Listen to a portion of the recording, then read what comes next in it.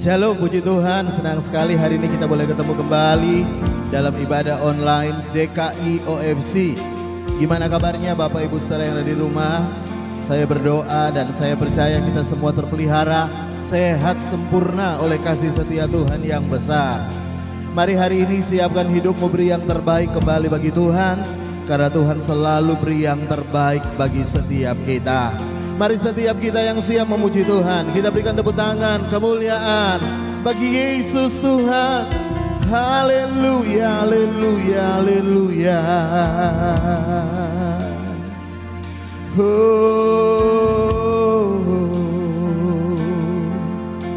Engkau Tuhan pertolongan kami. Saat ku dalam kesesakan, yang ku harap hanya Kau Tuhan. Saat badai hidup menerpa,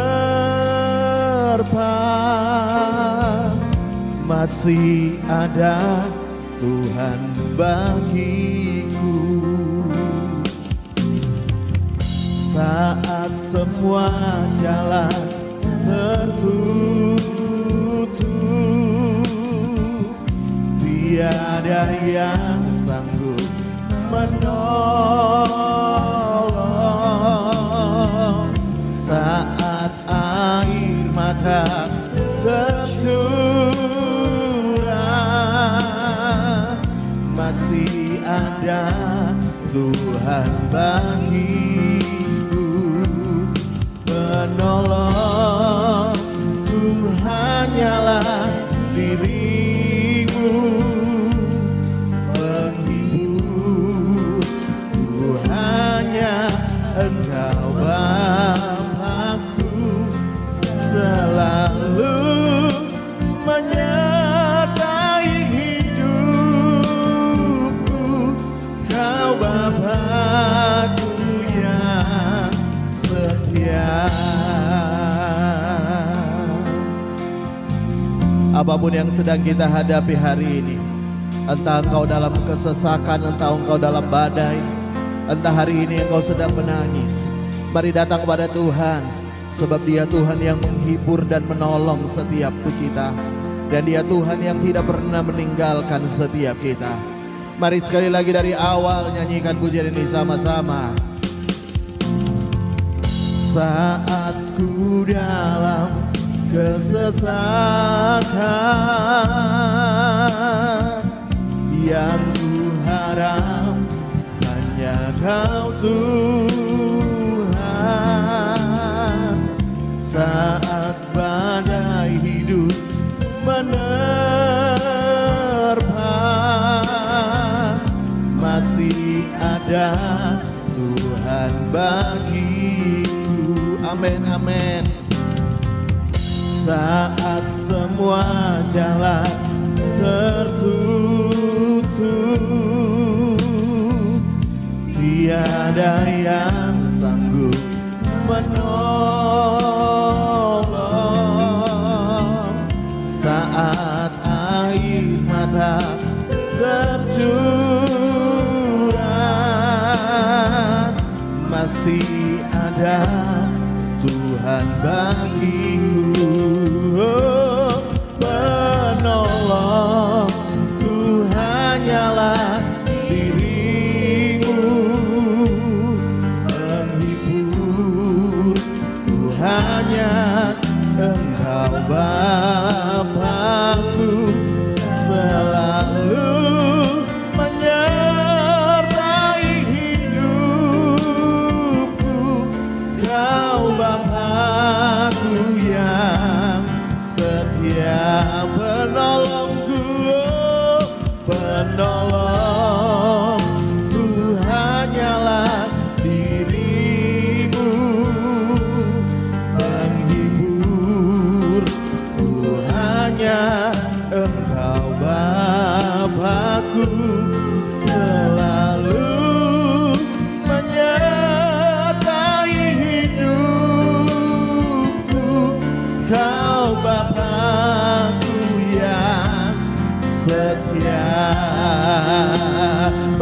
percaya.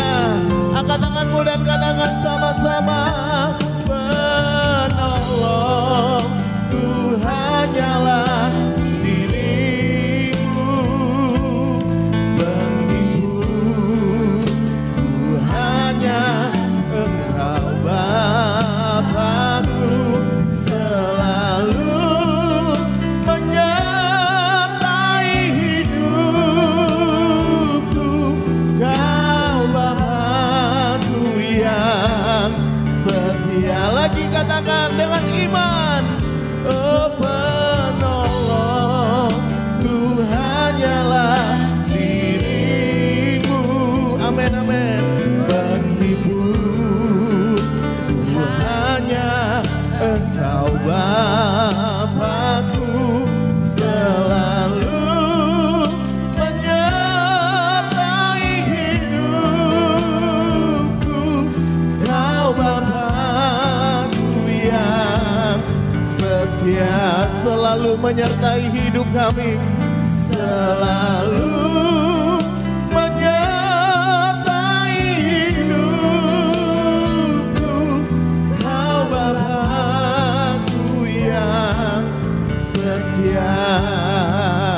Lagi katakan dengan iman, selalu menyertai hidupku.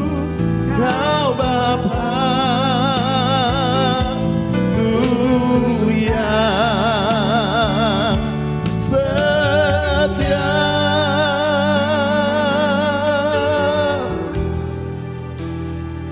Mari yang di rumah sembah Tuhan. Haleluya, haleluya. Oh.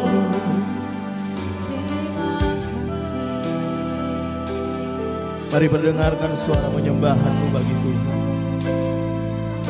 Haleluya. Kami sembah Tuhan, Engkau Allah yang setia. Kami sembah Tuhan, Engkau Tuhan penolong kami, yang tak pernah tinggalkan kami. Oh, haleluya. Mari lebih lagi sembah Tuhan. Haleluya.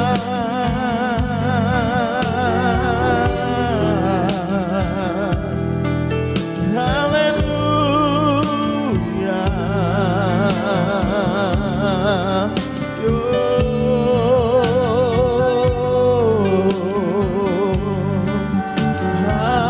Haleluya, haleluya. Kami menyembah-Mu Tuhan. Kami bawa korban syukur kami yang terbaik bagi Tuhan. Haleluya.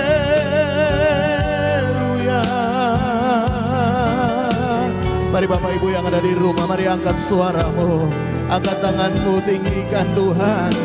Haleluya, haleluya, haleluya.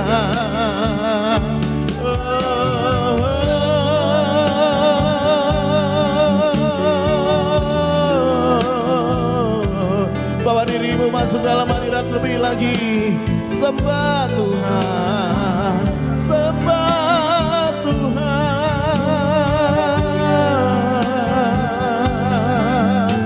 Haleluya, haleluya.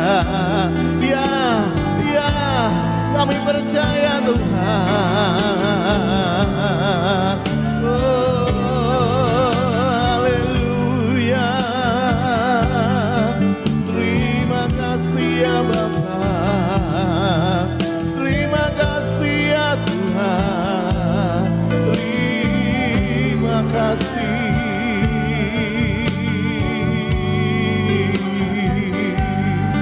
Kami naikkan syukur kami bagi Tuhan. Haleluya.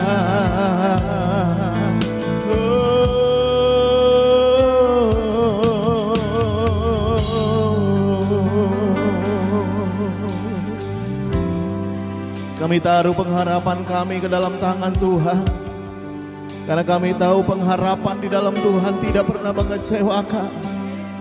Tangan-Mu yang ajaib, kuasa-Mu yang ajaib, sanggup menolong setiap kami. Oleh karena itu apapun keadaan kami berlari kepada Tuhan. Kepada Tuhan yang mengasihi kami dengan kasih yang kekal. Mari yang percaya kita berikan tepuk tangan lebih dulu, lebih meriah lagi bagi Yesus Tuhan. Haleluya, haleluya, haleluya.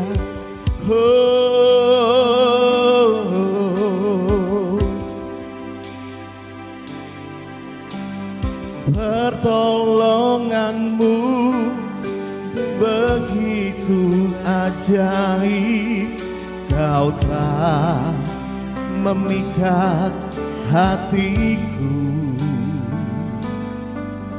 Di saat aku tak sanggup lagi, di situ tangan-Mu bekerja. Pertolongan-Mu begitu ajaib, Kau telah memikat hatiku. Kini mataku tertuju padamu, ku rasakan kasih-Mu Tuhan. Mari katakan lagi sama-sama.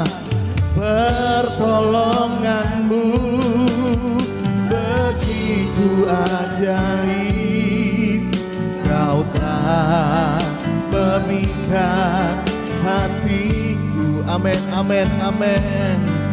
Di saat aku tak sanggup lagi, di situ tangan-Mu bekerja. Oh, pertolongan-Mu begitu ajaib, Kau telah memikat hatiku. Kini mataku tertuju padamu, ku rasakan kasih-Mu Tuhan. Mari yang percaya, angkat tanganmu dan sama-sama katakan lagi. Pertolongan-Mu begitu ajaib, Kau telah memikat hatiku. Di saat aku tak sanggup lagi, di situ tangan-Mu bekerja. Pertolongan-Mu, amin, amin, begitu ajaib, Kau telah memikat hatiku. Kini mataku tertuju padamu, ku rasakan kasih-Mu Tuhan. Kini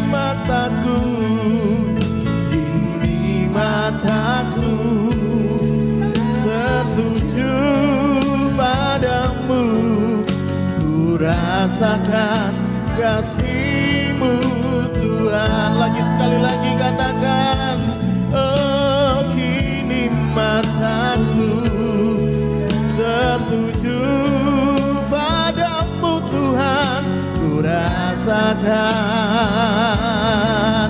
kasih-Mu Tuhan. Yang merasakan kasih Tuhan, berikan tepuk tangan kemuliaan bagi Yesus Tuhan. Lebih meriah lagi sorak-sorai bagi Yesus. Amin, amin, amin, amin, amin.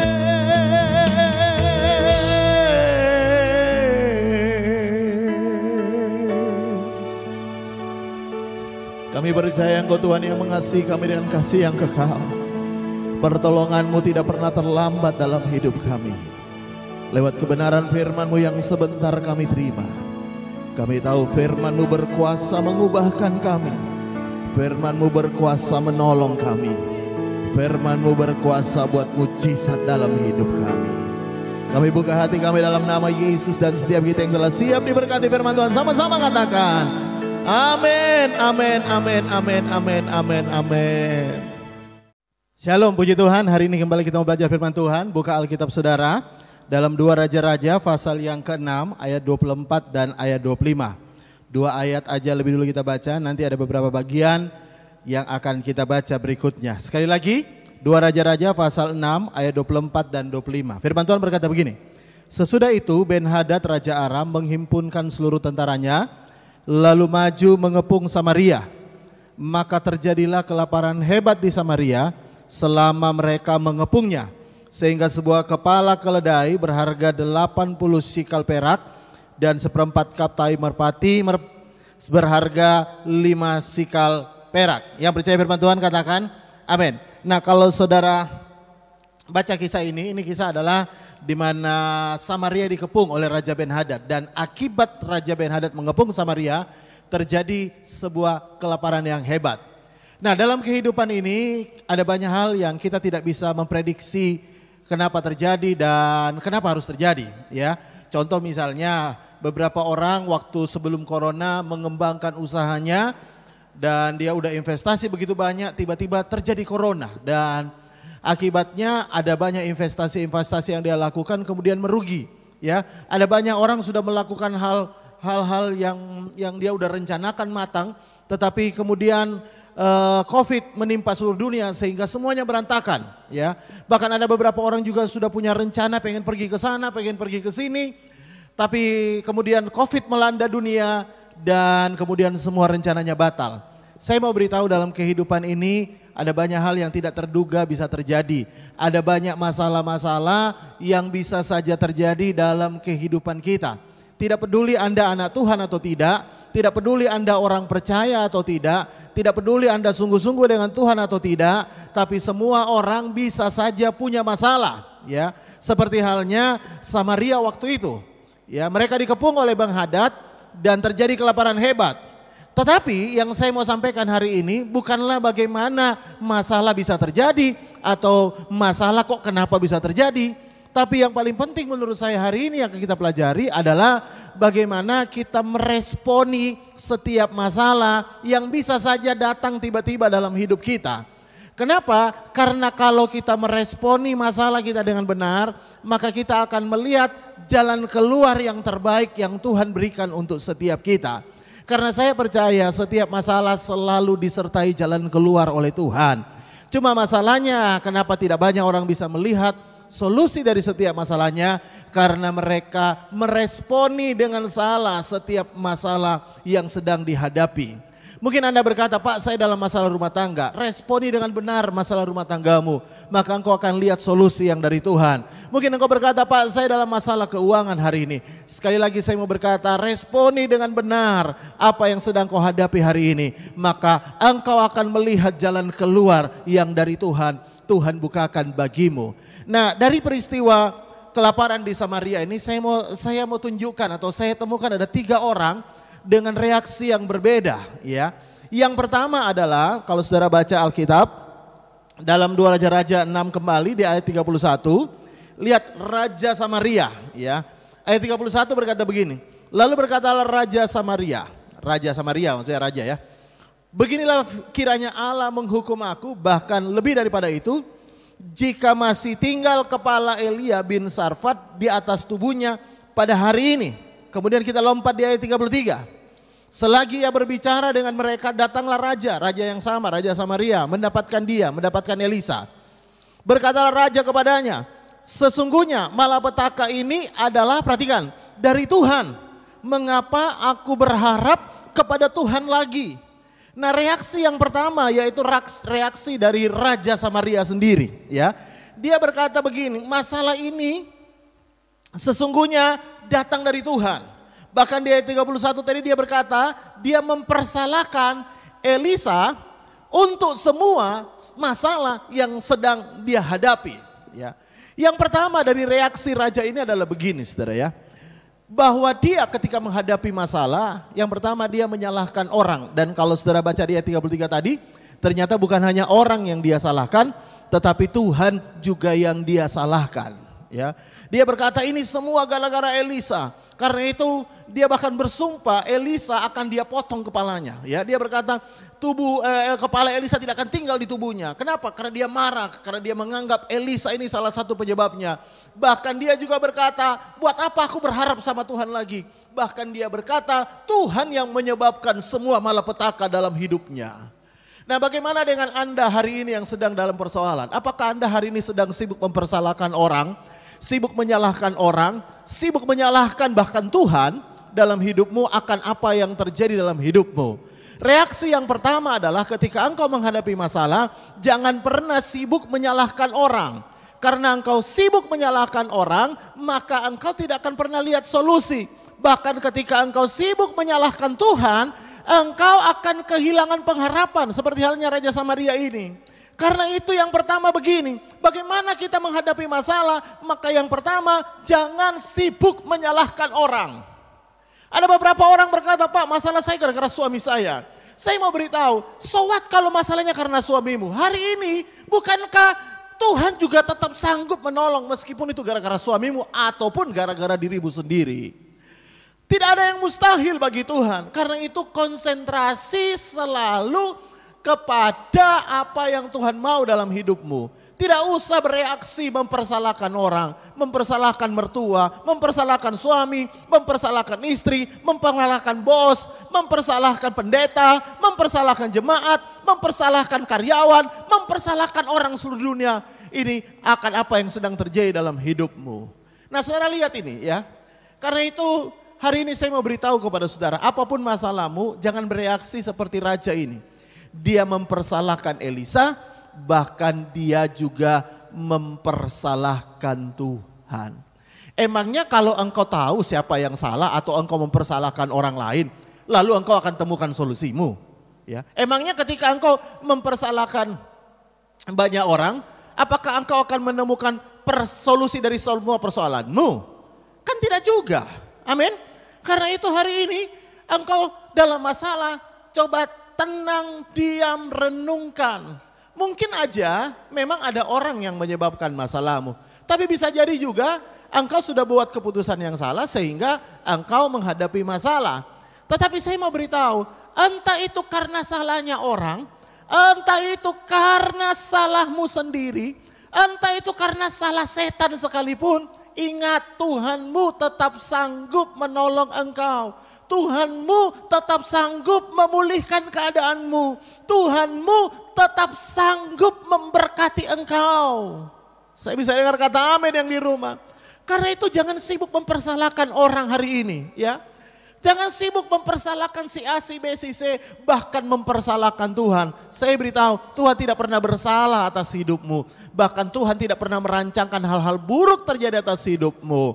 Tapi hari ini coba tenang, ya, berdoa, tetap berharap. Apapun yang kau hadapi hari ini, selalu ada solusinya di dalam Tuhan. Nah, saya tidak akan panjang lebar soal ini. Nah, saya akan masuk bagian yang kedua, ya. Bagian yang kedua adalah reaksi dari perwira, ya, perwira raja. Kalau saudara baca dalam 2 Raja-Raja pasal 7 ayat yang pertama, lihat 2 Raja-Raja pasal 7 ayat pertama, firman Tuhan berkata begini. Lalu berkatalah Elisa, jadi ketika Elisa didatangi oleh raja, dia berkata begini. Dengarkanlah firman Tuhan, beginilah firman Tuhan, besok kira-kira waktu ini, sesukat tepung yang terbaik akan berharga sesikal, dan 2 sukat jelai akan berharga sesikal di pintu gerbang Samaria. Jadi Elisa bernubuat seperti apa yang Tuhan suruh kepadanya, bahwa besok akan terjadi pembalikan keadaan.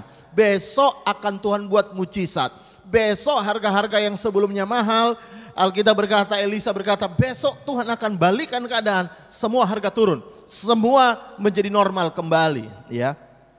Tetapi lihat ini ayat 2. Perwira yang menjadi ajudan raja menjawab abdi Allah, katanya.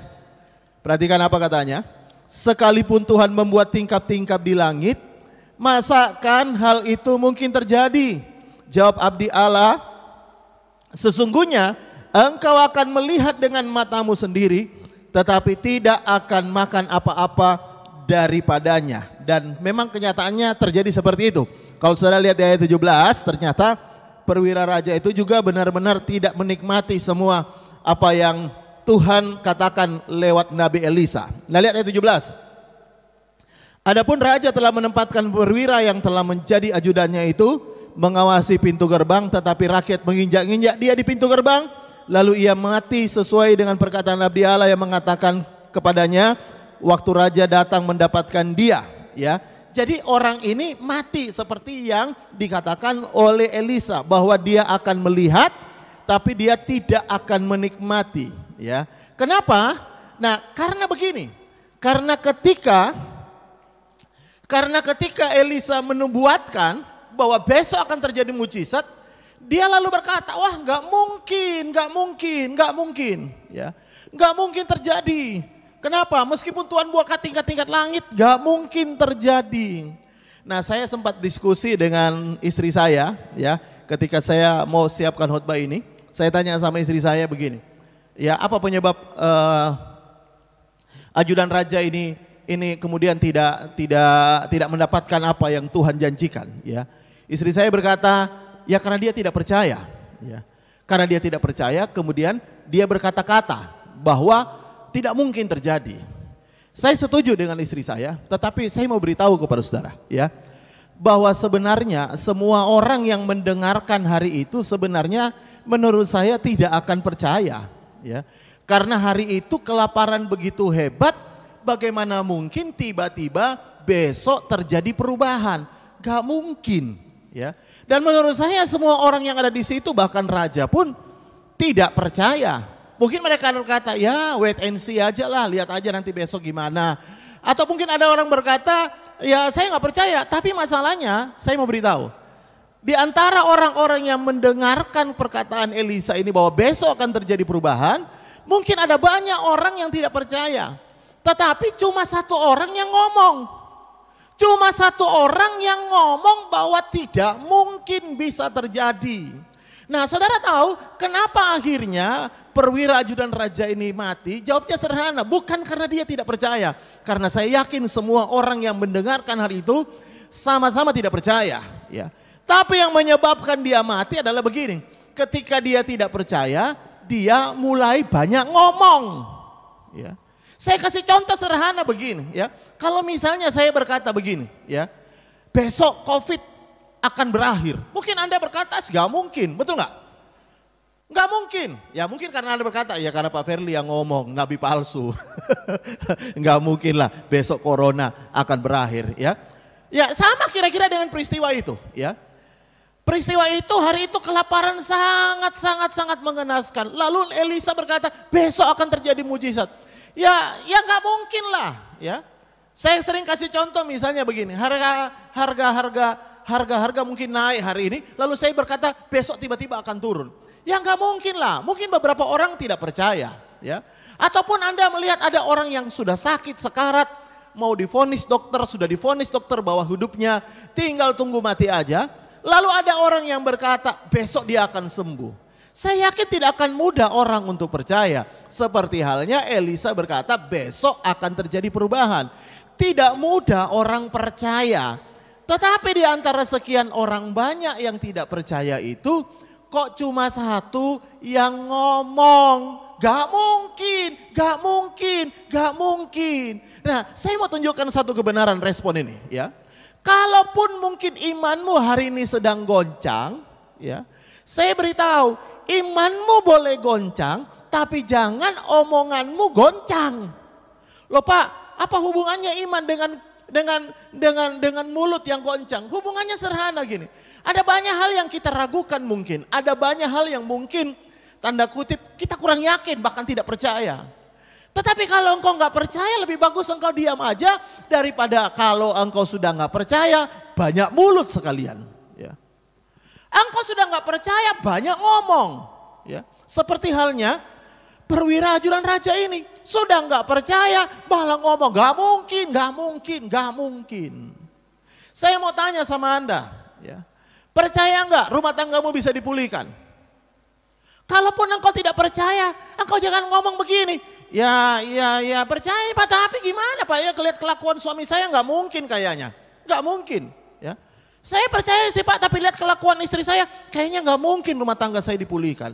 Lalu itu yang Anda akan omongin terus, nggak mungkin, nggak mungkin, ya, nggak mungkin. Kelakuannya udah mendarah daging Pak, nggak mungkin bisa berubah, nggak mungkin, nggak mungkin, nggak mungkin, nggak mungkin, nggak mungkin.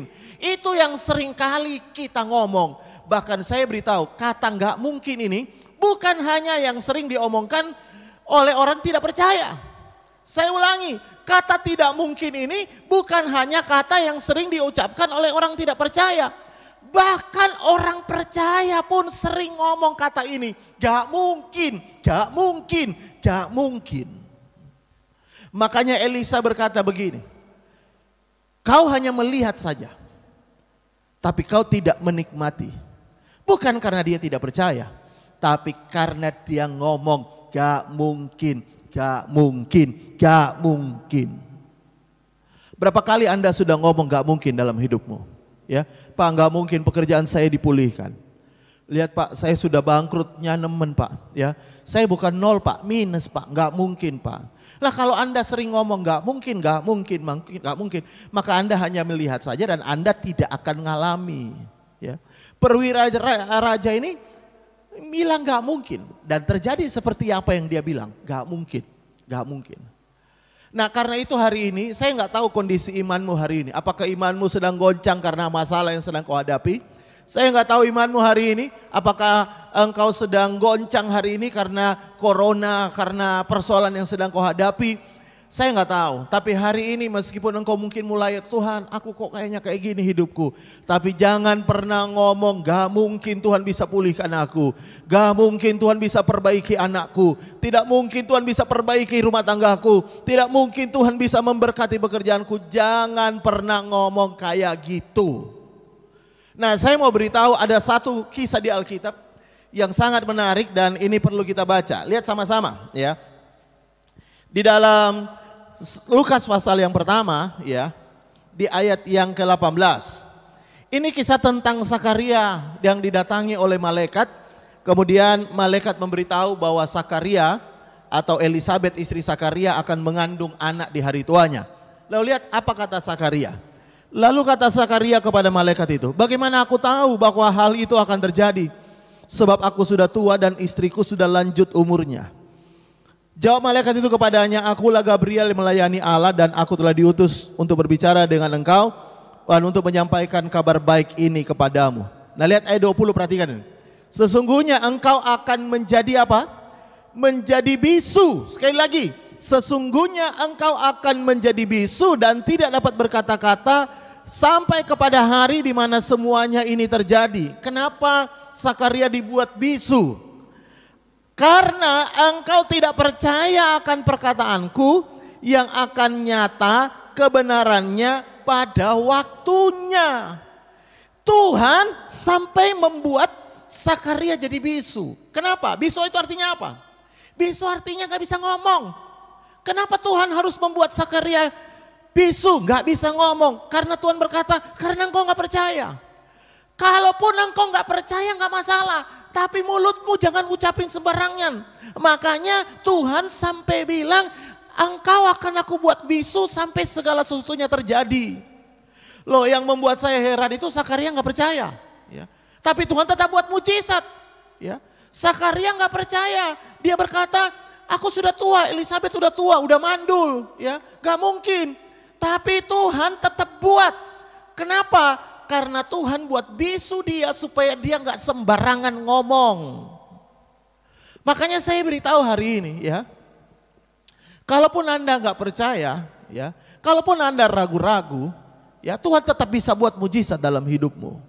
Ya, saudara ingat minggu lalu saya khotbah tentang orang lumpuh 38 tahun, ya. Ketika Tuhan tanya, maukah engkau sembuh? Dia berkata, nggak ada orang yang sembuhkan aku, nggak ada orang mau bantu aku. Sebenarnya ini gambaran dari ketidakyakinannya dia. Tapi Tuhan tetap sembuhkan dia.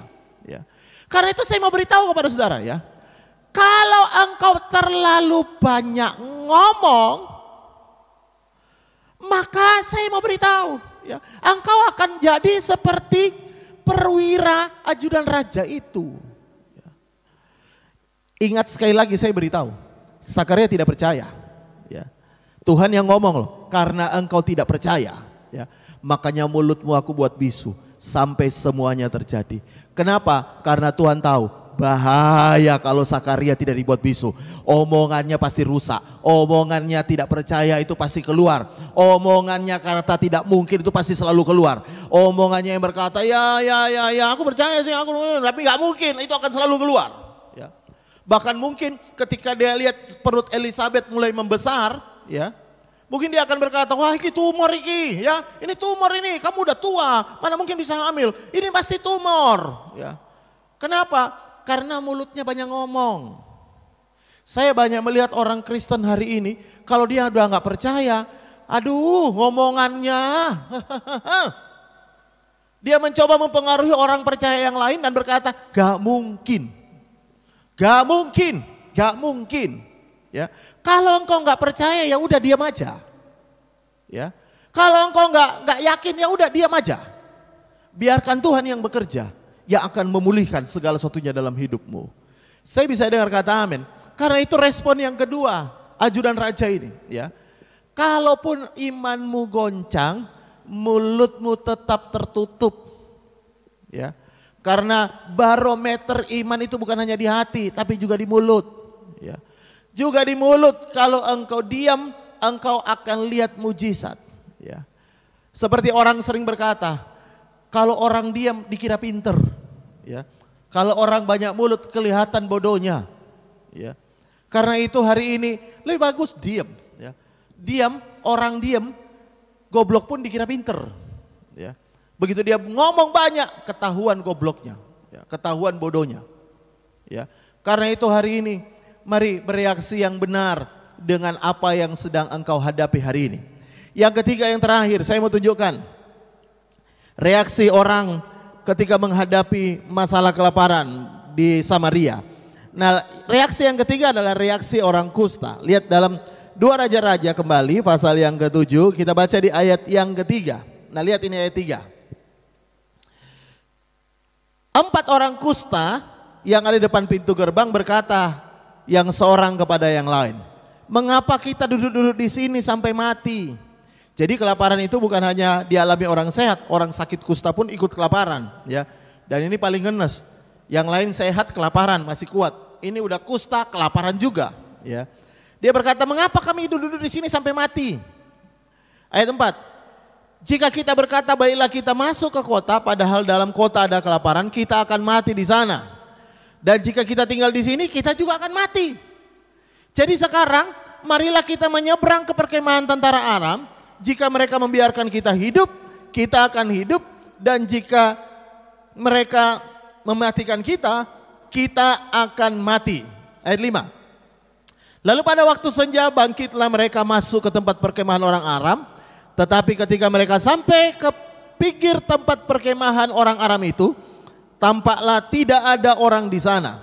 Sebab Tuhan telah membuat tentara Aram itu mendengar bunyi kereta, bunyi kuda, bunyi tentara yang besar. Jadi 4 orang jalan ini, 4 kusta orang jalan ini, bagi tentara Aram dibuat Tuhan seperti mendengar tentara yang besar, kereta yang banyak, kereta kuda, sehingga mereka semua lari. Ya. Sehingga berkatalah seorang kepada yang lain, sesungguhnya Raja Israel telah mengupah raja-raja orang Het dan raja-raja orang Misraim melawan kita supaya mereka menyerang kita. Jadi orang Aram berpikir 4 orang kusta yang jalan ini adalah orang-orang yang sudah dibayar oleh Raja Samaria untuk melawan orang Aram. Padahal cuma 4 orang kusta. Nah, yang menarik perhatian saya adalah begini. Perkataan orang kusta itu berkata begini. Kita kalau tinggal di sini ya bakalan mati. Kita kalau kembali ke kota, kita juga mati karena di kota juga kelaparan, ya. Tapi dia kemudian berkata, baiklah kita maju, ya, ke tempat perkemahan musuh, ke tempat perkemahan orang Aram. Kalaupun kita mati ya udah memang mati. Ya, daripada kita tinggal di sini ataupun mundur masuk ke kota, kita juga sama-sama mati. Sama-sama mati, resikonya lebih bagus kita maju. Ya. Yang menarik perhatian saya adalah responnya adalah begini. Ini respon orang kusta. Mereka tidak tinggal diam ketika mereka menghadapi masalah. Bahkan mereka tidak mundur ketika mereka hadapi masalah. Mereka tetap maju. Ya. Dan ini yang saya mau beritahu kepada saudara. Banyak orang Kristen itu ketika dia menghadapi masalah, ada dua pilihannya yang selalu saya lihat mereka lakukan. Yang pertama mereka stuck. Mereka diem. Gak maju, gak mundur. Diem. Tetap. Ya, diem aja. Ya, gak ngapa-ngapain. Atau yang kedua, mereka mulai mundur. Mereka mundur. Mereka mundur dari ibadah, mereka mundur dari pelayanan, mereka mundur dari banyak hal yang mereka harusnya lakukan untuk Tuhan. Mereka mundur ketika mereka menghadapi masalah. Tapi kalau saudara perhatikan baik-baik, orang kusta ini, mereka nggak mundur, mereka tetap melangkah maju. Dan dengar, ketika mereka melangkah maju, disitulah kemudian mujizat terjadi. Saya bisa dengar kata amin yang di rumah. Saya mau beritahu, apapun hari ini yang sedang kau hadapi, jangan mundur. Ya, jangan ingat-ingat yang dulu pak, aduh pak sebelum corona pak, aduh enak pak cari uang. Pak dulu sebelum corona pak, aduh pak saya punya banyak penghasilan. Aduh pak dulu sebelum corona pak, saya ini luar biasa. Jangan ingat-ingat masa lalu, jangan kembali ke masa lalu. Ya, jangan mundur kembali ke masa lalu. Tapi tetap maju, lihat ke depan. Bahwa selalu ada pengharapan, ada mujizat di depan sana. Ketika engkau tetap melangkah maju bersama dengan Tuhan. Saya bisa dengar kata amin yang di rumah. Karena itu hari ini saya beritahu ya, jangan mundur. Lakukan terus apa yang hari ini engkau bisa lakukan untuk Tuhan. Hari ini lakukan terus apa yang bisa engkau kerjakan untuk kemuliaan Tuhan. Lakukan terus apa yang bisa engkau kerjakan untuk rumah tanggamu. Lakukan terus apa yang engkau bisa lakukan untuk usahamu. Lakukan terus, tetap maju, tetap semangat. Karena Tuhan bisa buat mujizat di depan sana yang engkau tidak akan pernah duga sebelumnya. Hari-hari ini banyak orang berkata, Pak, aduh Pak, saya sudah nyerah Pak. Saya nyerah dengan keluarga saya Pak, saya nyerah dengan rumah tangga saya nyerah dengan suami saya nyerah dengan istri saya nyerah dengan pelayanan. Ya, beberapa orang mulai nyerah dengan pelayanan. Tapi saya mau beritahu kepada saudara, jangan menyerah, tetap maju, tetap melangkah bersama dengan Tuhan. Ada orang menyerah dengan vonis dokter, aduh Pak saya sudah divonis dokter, umur saya tinggal 3 bulan. Jangan menyerah, tetap lakukan apa yang bisa engkau lakukan. Karena engkau tidak pernah tahu Tuhan bisa buat mujizat. Yang divonis dokter pun Tuhan bisa ubahkan menjadi hidup kembali. Saya bisa dengar kata amin. Yang divonis dokter pun Tuhan bisa sembuhkan. Katakan amin. Apapun juga yang sedang kau hadapi hari ini, jangan mundur, tetap melangkah maju, tetap semangat jalan dengan Tuhan. Haleluya, haleluya. Saudara, saya hamba Tuhan, saya melayani Tuhan, saya nggak bekerja. Ya. Saya full time melayani Tuhan. Saudara tahu di masa-masa pelayanan kayak gini banyak gereja tutup, bahkan gereja JKUFC pun tidak ada ibadah sama sekali. Tapi itu tidak membuat saya mau berhenti saudara. Saya akan tetap maju melayani Tuhan. Apapun kondisinya tetap maju melayani Tuhan. Sama dengan Anda yang di rumah, ayo jemaat OFC, Anda yang mendengarkan ibadah ini, ayo tetap semangat, tetap melangkah maju. Apapun yang sedang kau hadapi hari ini, tetap melangkah dengan maju. Seperti orang kusta berkata, kalau saya tetap tinggal begini, saya akan mati. Apalagi kalau saya mundur, saya juga akan mati. Satu-satunya harapan, saya akan tetap melangkah maju. Dan Tuhan buat mujizat bagi orang-orang yang tetap melangkah maju dengan optimis. Jalan dengan Tuhan, ada pengharapan, ada mujizat, ada pemulihan, ada berkat Tuhan yang akan Tuhan sediakan bagi Anda di depan sana. Saya bisa dengar kata amin. Karena itu hari ini apa yang menjadi reaksimu hari ini? Apakah Anda bereaksi seperti raja yang mempersalahkan Elisa, bahkan mempersalahkan Tuhan? Apa reaksimu hari ini? Apakah engkau seperti perwira ajudan raja yang berkata-kata nggak mungkin. Atau Anda seperti orang kusta yang berkata, aku tidak akan tinggal diam. Aku tidak akan pernah menyerah. Sebelum aku lihat mujizat, sebelum aku lihat sesuatu yang luar biasa dalam hidupku, aku akan tetap maju. Aku akan tetap melayani Tuhan. Aku akan tetap bekerja. Aku akan tetap mempertahankan rumah tanggaku. Aku akan tetap bekerja dengan sekuat tenagaku. Aku akan tetap melayani dengan Tuhan dengan segenap hatiku. Dan aku akan lihat mujizat terjadi. Pemeliharaan Tuhan, penyediaan Tuhan akan Tuhan nyatakan dalam hidup setiap kita. Amin. Tutup Alkitabmu. Mari kita mau berdoa sama-sama. Haleluya, haleluya. Bapa, hamba berdoa di dalam nama Tuhan Yesus. Engkau memberkati setiap jemaat Tuhan yang sudah mengikuti ibadah online CKI-OFC. Apapun hari ini yang sedang kami hadapi, tolong kami Tuhan, supaya kami bereaksi dengan benar. Karena kami tahu ketika kami bereaksi dengan benar, Tuhan akan buka jalan, Tuhan akan tunjukkan jalan, bahkan Tuhan akan buat jalan untuk kami. Berkati seluruh jemaat OFC Tuhan, berkati usaha pekerjaan mereka, berkati rumah tangga mereka, apa yang mereka butuhkan Tuhan menyediakan. Tuhan memberkati anak-anak kami, Tuhan menyediakan semua apa yang kami butuhkan. Terima kasih Bapak, terima kasih. Bahkan siapapun di antara kita yang mendengarkan ibadah online ini atau mengikuti ibadah online ini secara rutin, Tuhan berkati mereka. Yang susah Tuhan hiburkan, yang lemah Tuhan kuatkan. Bahkan mujizat Tuhan akan nyatakan dalam kehidupan mereka. Terima kasih Bapak, dan mari buka tanganmu sama-sama, kita siap terima berkat Tuhan. Di dalam nama Tuhan Yesus, kalau engkau percaya, aminkan dengan imanmu. Di dalam nama Tuhan Yesus kami percaya terjadi. Tuhan memberkati engkau dan melindungi engkau. Tuhan menyinari engkau dengan wajahnya dan memberikan engkau kasih karunia. Tuhan menghadapkan engkau dengan wajahnya dan memberikan engkau damai sejahtera. Dalam nama Tuhan Yesus, setiap kita yang percaya, terima warisan anak sulung, berkat double porsi dalam tahun kasih karunia Tuhan yang melimpah. Sama-sama katakan, amin, amin, amin, amin, amin. Puji Tuhan. Sampai ketemu dalam ibadah online berikutnya. Tuhan Yesus memberkati.